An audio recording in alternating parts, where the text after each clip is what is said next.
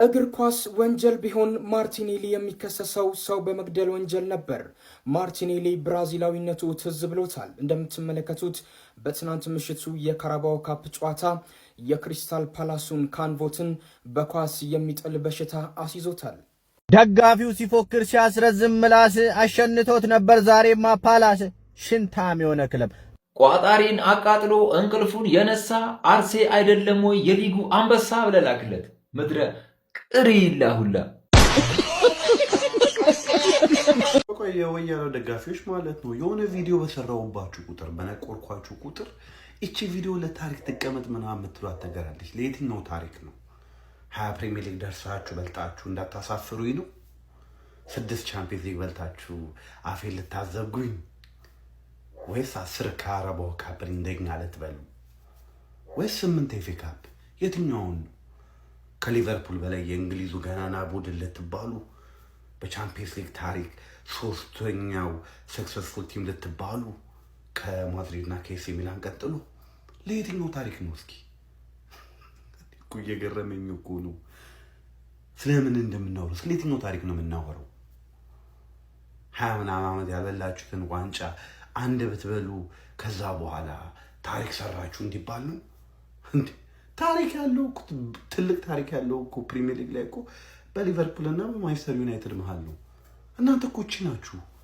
አስቶን ቪላ እኮ ቻምፒየንስ ሊጉን የቻምፒየንስ ሊግ ዋንጫውን ወደ ሜዳ ወደ ስቴዲየም መግቢያ ኮሪደሩ ላይ እኮ አስቀምጦ እኮ ሙድ ያዘባችሁ ቡድን ናችሁ።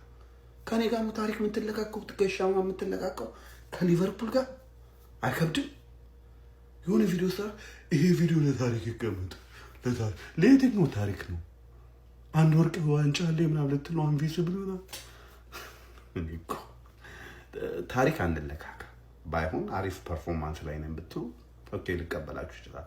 ነገር ግን ታሪክ እንዳትለካካ ከሊቨርፑል ጋር ይስቅባል የዓለም የእግር ኳስ ተመልካች። አርቴታ አርሰናልን ከያዘው በኋላ በጣም ያደረገውን ነገር ልንገራችሁ።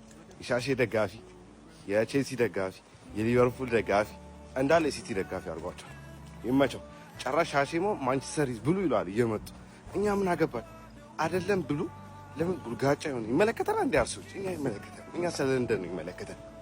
አይ አርቴታ የማንነት ጥያቄ እንዲያስነሱ ያረጋችሁ ሻሼዎችንማ ጨራሽ ማለት ነው። ለማንኛውም ይሄን ቪዲዮ በደንብ ሼር ኮፒንግ አድርጋችሁ አድርሱልኝ። ይመቻችሁ። የመድፈኞቹ ተከላካይ ዊሊያም ሳሊባ ዘንድሮ ቻምፒየንስ ሊግን ብታሸንፉ ትመርጣላችሁ ወይስ ፕሪሚየር ሊግን ተብሎ ለተጠየቀው ጥያቄ ምላሹን ሰጥቷል። እንግዲህ ትናንትና ምሽት ኮከብ ሆኖ ካመሸበት የካራባኦ ካፕ ጨዋታ በኋላ ከሲቢኤስ ስፖርት ጋር በሰጠው ቃለ መጠይቅ ላይ ቻምፒየንስ ሊግ ወይስ ፕሪሚየር ሊግን ዘንድሮ የትኛውን ዋንጫ ብታነሱ ትመርጣለህ ተብሎ ተጠይቆ ሳሊባም እንዲህ ሲል ምላሹን ሰጥቷል። ከቡድን አጋሮቼ ጋር በዚህ ጉዳይ ላይ ሁሌ ነው የምንወያይበት።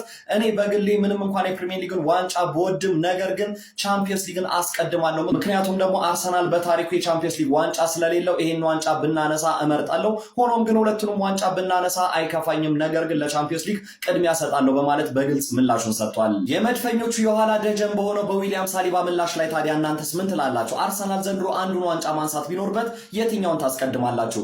ፕሪሚየር ሊግ ወይስ ቻምፒየንስ ሊግ? ሐሳብና አስተያየታችሁን ኮሜንት ሴክሽን ላይ አስቀምጡልኝ። እንደነዚህ ፈጣን እግር ኳስ መረጃዎችን በቀጣይም ለማግኘት የፕላስ ምልክቷን በመንካት የሜዳ ስፖርት ቤተሰብ ይሁኑ። ሊዮኔል ሜሲ እሱ ለነገሩ አርጀንቲናዊ ነው እንዴ? ሮናልዲኒዮ ጎቾ ትናንት ከ45 ደቂቃ በፊት አሁን ስለማያምኑ ማለት ነው አበረታች ወስዶ ነው ሽንቱ ይጣራ ቢባል እንዳትሸና አሁን ሸናው በላቸው። እኔም በጤና አልመስላለኝ።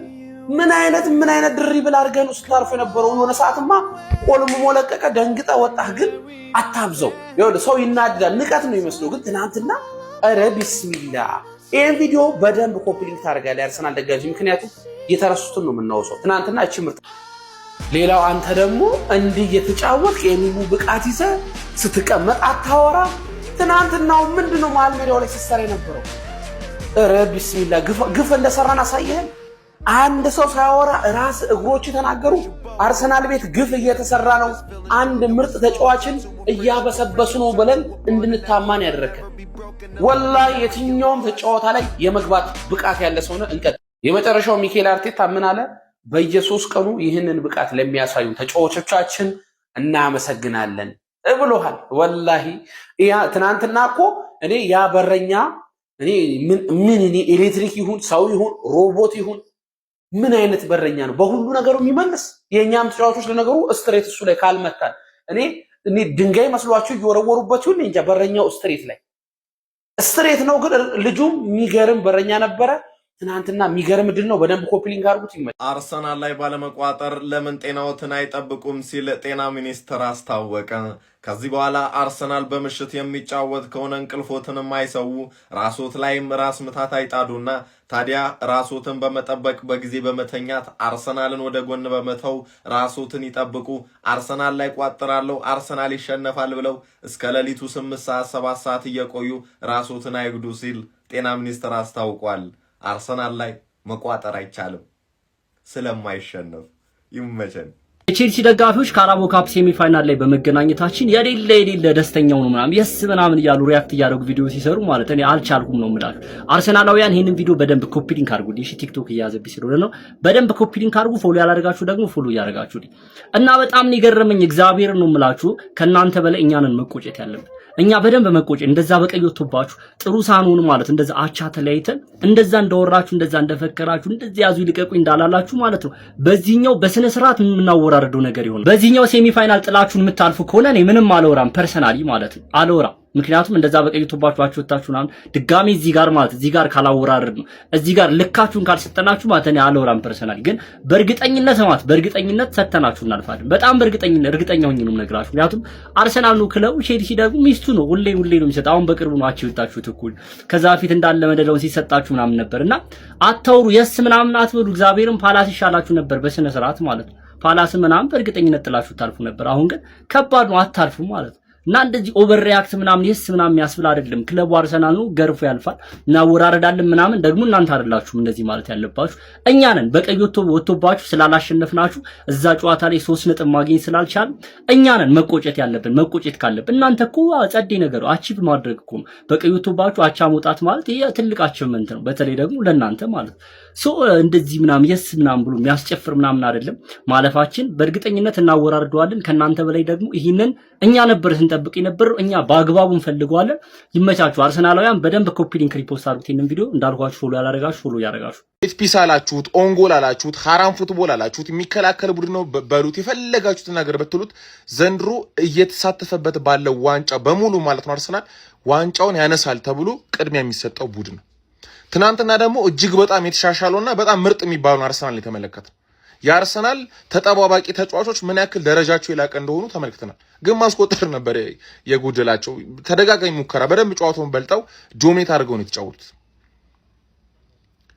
በቀጣይ ደግሞ ቼልሲ የኔ ወንድም አርሰናልን ማለት ነው የአቻ ግብ ለማስቆጠር ነው የምታስጨንቀው። 1-0 እየመራክ አቻ ለመሆን ነው እንጂ የማሸነፊያ ግብ ለማስቆጠር አይደለም አርሰናል ዘንድሮ የምትገጥመው።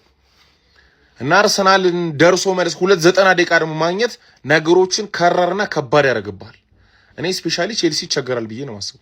የመጀመሪያውን ጨዋታ ደግሞ በሜዳው ነው የሚያደርገው ቼልሲ፣ ከዛ የመልሱ ጨዋታ በኤሚሬትስ አስቡት። ስለዚህ አርሰናል በጣም ጠንካራ ሶሊድ ኮንክሪት የሆነ ቡድን ሆኗል። በምንም አይነት ብቻ ፊፋ ይፍቀደው እንጂ ማለት ነው ህጉ ላይ ይኖር እንጂ ኦንጎል በለው ፖዚሽናል ፉትቦል በለው ሃራም ፉትቦል በለው በመከላከል በለው በትራንዚሽን በለው በሎ ብሎክ በለው በሃይላይን በለው የትኛውንም የእግር ኳስ ታክቲክ ሜዳ ላይ አውርዶ መተግበር የሚችል የተሟላ ስኳድ ያለው ምርጥ ቡድን ነው።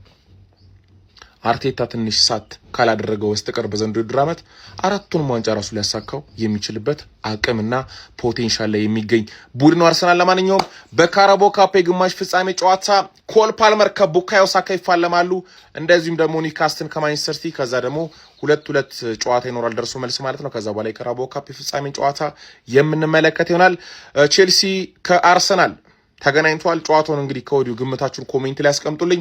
የትናንትናውን የክሪስታል ፓላስና የአርሰናልን ጨዋታ ነው የተመለከታችሁት። ሀሳብና አስተያየታችሁን ኮሜንት ላይ አስቀምጡልኝ። በርካቶችን እያከራከረ የሚገኝ መረጃ በአሁኑ ሰዓት ወጥቷል። መረጃውንም ያወጣው ኦፕታ ሱፐር ኮምፒውተር ሲሆን በአሁኑ ሰዓት የዓለማችን ምርጡ የወንዶች ቡድን አርሰናል ነው ሲል እንግዲህ ኦፕታ ሱፐር ኮምፒውተር ተናግሯል። ታዲያ የተሰጠውን ዳታ ተጠቅሞ መድፈኞቹ አርሰናሎች በአሁኑ ሰዓት የዓለማችን ምርጡ የወንድ ቡድኖች ነው ሲል፣ ሁለተኛ ባየር ሙኒክ፣ ሶስተኛ ማንቸስተር ሲቲ፣ አራተኛ ፓሪስ ሰን ጀርሜን እና አምስተኛ ላይ ደግሞ ባርሴሎናን ኦፕታ ሱፐር ኮምፒውተር አስቀምጧል። በዚህ ሀሳብ ምን ያህል ተስማማላችሁ? አርሰናል በአሁኑ ሰዓት የዓለማችን ምርጡ የወንዶች ቡድን ነው ወይ? ለእናንተ የትኛው ቡድን ነው ምርጥ? ሀሳብ አስተያየታችሁን ኮሜንት ላይ አስቀምጡልኝ። በየዕለቱ ወሳኝ ስፖርታዊ መረጃዎችን ለማግኘት የፕላስ ምልክቷን መጫና ፎሎ ማድረግ አትርሱ። ይመቻችሁ። ፈጣሪን ከዚህ በላይ ማስጨነቅ ያለብን አይመስለኝም። ቤተሰብ ፈጣሪ ንዴታችንን አይቶ፣ ፈጣሪ ብስጭታችንን አይቶ፣ ፈጣሪ ንድድ ያልነውን አይቶ ድጋሚ እድል ሰጥቶናል። አይኖ የቸልሲ ደጋፊዎች በጣም ቁጭት ላይ ናችሁ። ባለፈው ከአርሰናል ጨዋታ ጋር እንደዛ ማሸነፍ የነበረብን ጨዋታ አቻ ስለወጣን የዳኛ ውሳኔ ተጨምሮበት አይኖ ንዴታችሁ ይገባኛል። ቤተሰብ ተረጋጉ፣ ድጋሚ አግኝተኗል። ይሄ ኤፍ ኤ ካፕ ምናምን መሆኑ አይደለም ደስታው። ቤተሰብ አርሰናልን ማሸነፋችን ብቻ ነው በቃ ዋናው እርካታ ማለት ነው። እኔ ደስ ብሎኛል። እናንተ ደስ አላላችሁም? ለማንኛውም ወያላው መጣሁልህ። መልካም ቀን ቤተሰብ፣ ይመቻችሁ። እሺ አንግማን እንዴት ነው እንግዲህ ቀጣይ ተጋጣሚ አንተ ነህ። እንግዲህ እያየህ ነው ቡድኖችን እንዴት እያሸነፍኩ እንደሆነ እያየህ ነው። እኔ ቡድኖችን ንቄ ማግባት ትቻለሁ። አንግማን ስማኝ በደምብ። ቡድኖችን ከመናቅ የተነሳ ጎል እያገባው ማሸነፍ አቁሜያለሁ። ስለሚወዱኝና ስለሚያከብሩኝ ራሳቸው ላይ ማግባት ጀምረዋል። ለምሳሌ ወልቭስኔው አንድ አገባና ከዛው ሁለት ራሱ ላይ አግብቶ አሸንፌው ወጣው። እኔው ሌላ ምሳሌ ዛሬ ፓላስ የሚባል ቡድን እንግዲህ ራሱ ላይ አገባልኝና አክብሮኝ ጫውታው ድምቀት ብሎ ራሱ ላይ አገባ። ፋይናሊ በፔናልቲ ለጣሪው መጣ። አሁን አንተ አንግማን 3 ታገባልኛለህ አታገባልኝም? ራስ ላይ ታገባለህ አታገባም? ልፋጫሚውን ከቡድን